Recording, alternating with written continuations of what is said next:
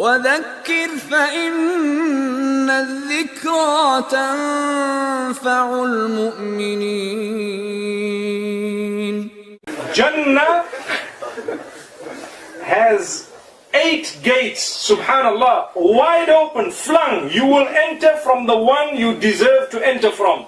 And some people will be qualified to enter from any door they wish.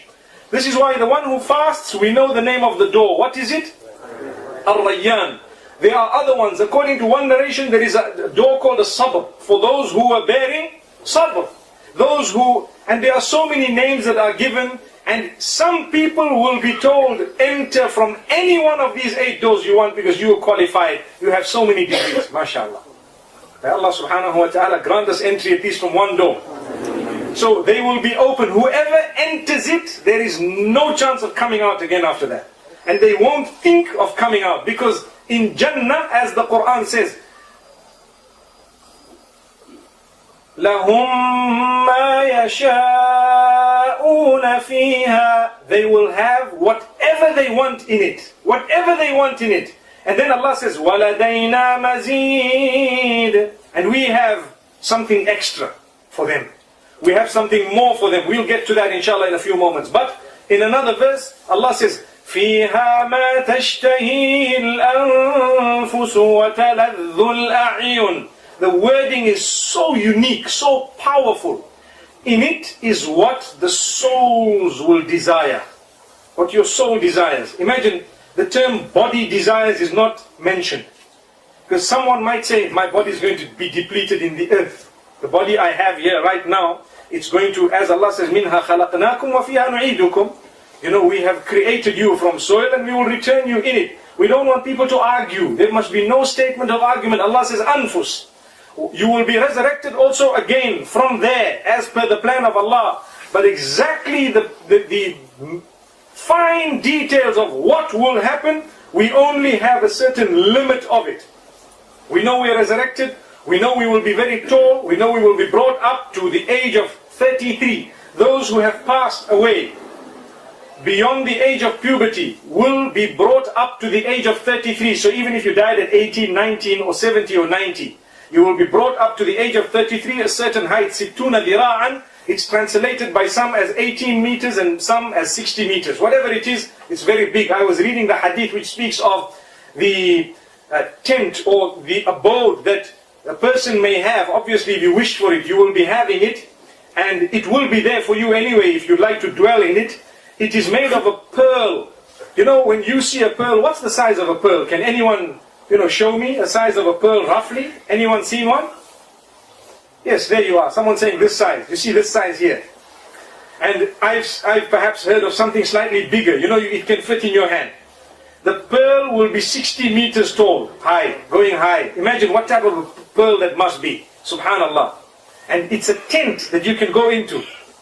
So why we say this is described in the hadith to show you it's beyond your imagination. The Qur'an says, فِيهَا مَا تَشْتَهِيهِ الْأَنفُسِ. In it is whatever is desired by the souls. وَتَلَذُّ الْأَعْيُنِ. You see, ladhi, what does it mean? Something that's tasty, isn't it? It's ladhi. تَلَذُّ الْأَعْيُنِ is a description that doesn't have an English to translate it, to be honest with you. Because I would say, for example, whatever is tasty to your eyes. But the reality is, you don't taste with your eyes. Do you taste with your eyes? No, we taste with the tongue. But whatever you see, you want it, you feel like having it, it's already there, it's sweet to the eye, it's attractive to it, it's yours. In this world, what's attractive to your eye is not yours always. See, what's attractive to your eye, whether it's a vehicle or something, look, we're trying to be decent here. Whether it's a vehicle or whatever else it is, subhanallah, it's not necessarily yours, it's not yours. And one of the weaknesses that show that this world is nothing is that if you have the best of something, within a minute you see something that you might now think is better, suddenly yours is nothing. It's happening. You have the latest mobile phone. It's the best ever mobile phone. They can call it an iPhone 6, the one that just came out yesterday.